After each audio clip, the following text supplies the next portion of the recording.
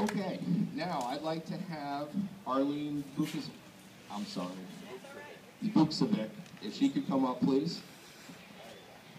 Hi, everyone. Thank you for coming out. They asked me to say a few words about Jay. Of course, I had to type them out just so I could remember. Get a little nervous. As was just said, Jay is a retired firefighter. City of Euclid is located just east of Cleveland. He was sworn into the fire department in 1977. During his 25-year career, he was an EMT and ladder driver. He's married to me. He has a daughter, Christy, and I have 2 daughters, and we also have 3 grandsons. Life for Jay has consisted of many highlights and a few disappointments. One of his highlights was when Jay and his twin brother, Jim, ventured to Naples, where they purchased a condo in Pelican Bay in 1986. The condo was more like a fraternity house. Jay hosted many a firefighter brothers and introduced them to fun in the sun in Naples.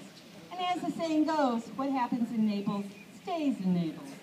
Was very appropriate for them. This is all VA before Arlene. A few of those firefighters are here today. And I'll go on. In 1998, Jay noticed he had a tremor in his left hand. This is a common first symptom for many Parkinson's patients. And yes, he was diagnosed with Parkinson's early onset at the age of 46. How could such a young and strong person like Jay have Parkinson's? It is still a wonder. Time marched on. Jay continued to work as a firefighter, enjoyed his favorite pastime, golfing, and even continued to move furniture. Jay, like many firemen, had a side business. He was a furniture mover. We don't have enough time here to share some of those moving stories, like strapping refrigerators to his back or tying a couch up and lowering it down from a second-floor porch to the ground. He could move anything. In 2008, everyday life was becoming more challenging for Jay. The disease was progressing as his balance was getting worse. We decided that he would participate in the Serogene clinical research trial in hopes that it would stop the progression of his disease. It was a day of disappointment when Jay was told he was given the placebo and not the juice. But he knew his participation in the study was important, and we didn't regret it one bit. Jay underwent deep brain stimulation surgery in 2009. The surgery went okay, but there was trouble brewing within his body. A staph infection was confirmed after a few short months.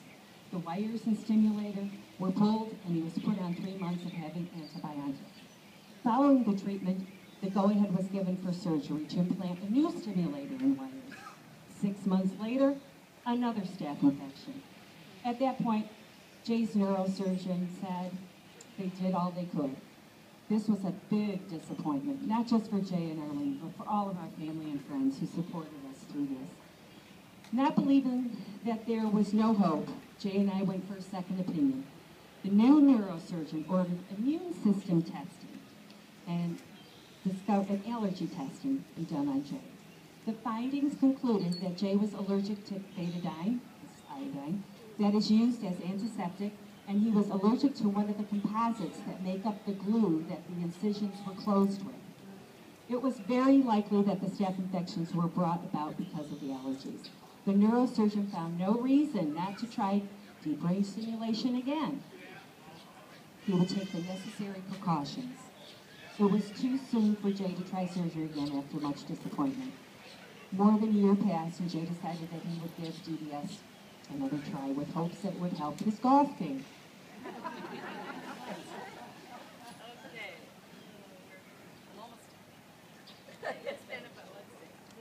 It's been about 4 or 5 months of surgery, and his stimulator is still being adjusted along with his medications. The doctor is confident Jay will be back playing golf in just a few months. It was early in his diagnosis that Jay became a friend of the Parkinson's Association of Southwest Florida, where he and I ventured into their office and met Ellen and Jackie, the dynamic duo. They were leading the organization at that time. They encouraged Jay to get involved and provided him with information about Parkinson's disease and how the organization can help. Soon, Jay volunteered by picking up wheelchairs, soliciting donations, attending support group meetings, and participating in the block. Jay and I met some wonderful people through the organization that have become great friends.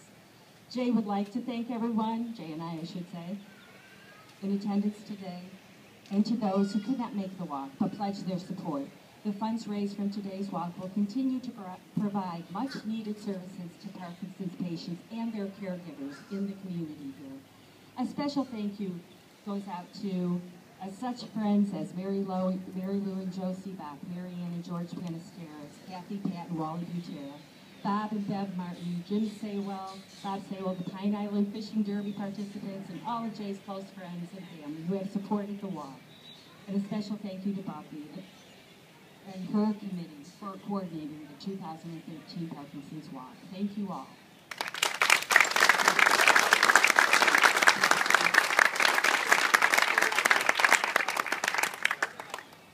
At this time, I'd like to ask Arlene and Jay to come down, please.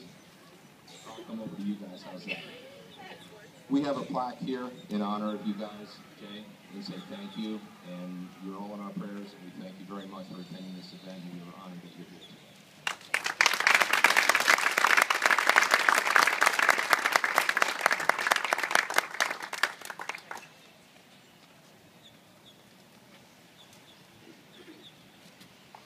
All right, before we kick off the actual walking, I'd like to say another couple thank yous. One, Jackie and Ellen, we would not be here today if it wasn't for a vision that you guys had, so thank you as the founders of this organization. Also with us today, we have a lot of volunteers, a lot of ex-board members, founding board members. I want to say thank you to all of the hard work you guys have put in over the years. We continue to look forward to working with you guys and hope that your dedication has just been amazing, and we look forward to the future. Thank you.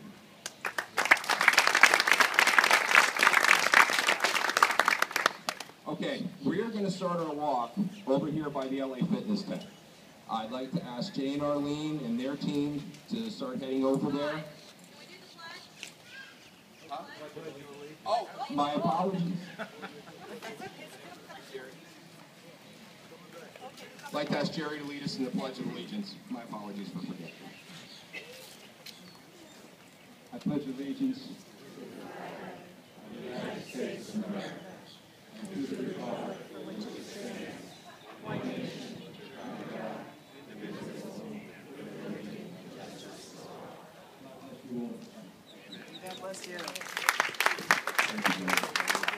Okay, now to the walk. If I could have Jay and Arlene over there by the tent on the sidewalk.